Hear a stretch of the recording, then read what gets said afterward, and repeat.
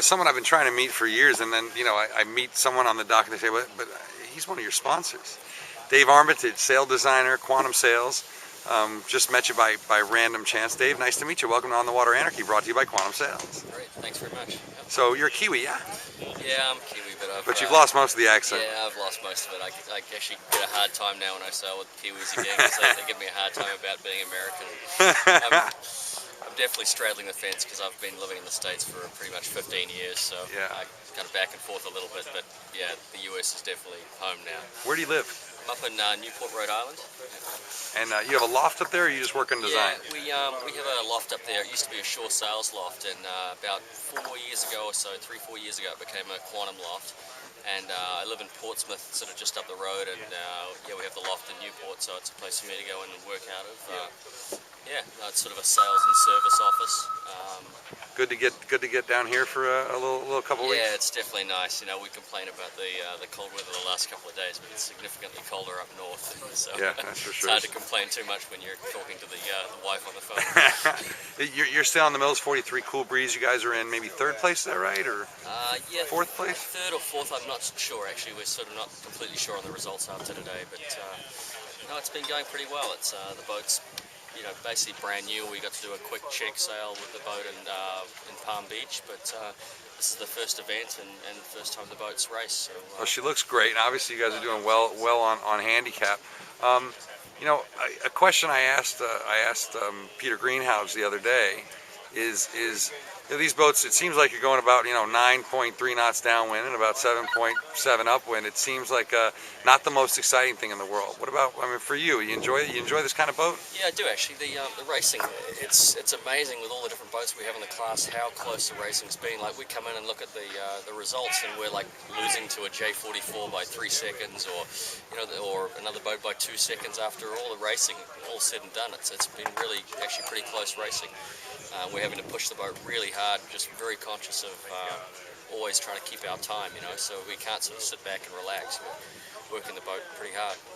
And did you build the sails for this boat, or are you designing sails for this boat? Yeah, I designed the sails, and the sails are all built at our, we have a big facility up in Traverse City, Michigan. Yeah. Sails are laminated in our laminating facility in Malaysia, and then finished in Traverse City, Michigan.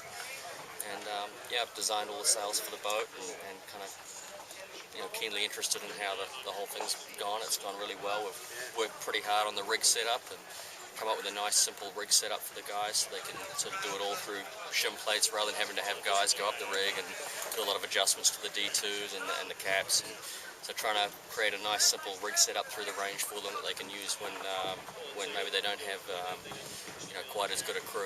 Just try to keep it as simple as possible. Well, yeah, you don't want to have to bring you in every single time, right? Yeah. Be good for you, but yeah, no, it's trying to create something that's user friendly and repeatable. Yeah, sure. Yeah. Well, answer this one, okay? Designing sails for a one design, it seems like you have a lot of empirical evidence to work from, a lot of knowledge of fast shapes already. What about designing for a new IRC design? Are you using some of your Swan 42 ideas? Are you using some? Where are you getting the inspiration for the shapes? Exactly. It's pretty much inspired by boats very similar ilk, relatively similar ilk, like the Swan 42, Swan 45, similar boats. Boats with non-overlapping jibs and rake spreaders.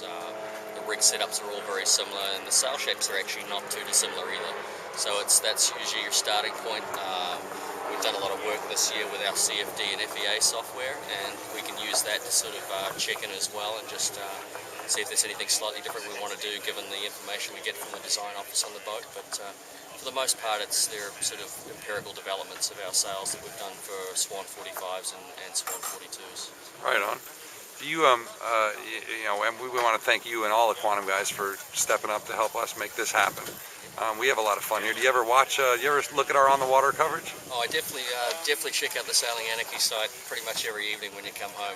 It's you've definitely done a really nice job with the On the Water coverage and just keeping everybody informed. It's a great website. Now, obviously, some people get pissed off at it, but it seems like most everyone likes it, right? It's funny. It's amazing. people tend to deny that they go to Sailing Anarchy a lot, but I think pretty much everybody does. You know, Someone said it's like porn. Exactly. Everyone says they don't do it. Ralphie and I made exactly that same analogy yesterday when we were out here. It's it's like watching porn. Everybody denies they do it, but in reality, most people do. So. All right. Well, Dave, good luck tomorrow. It was nice to meet you, and we'll see you around. All right. Thanks.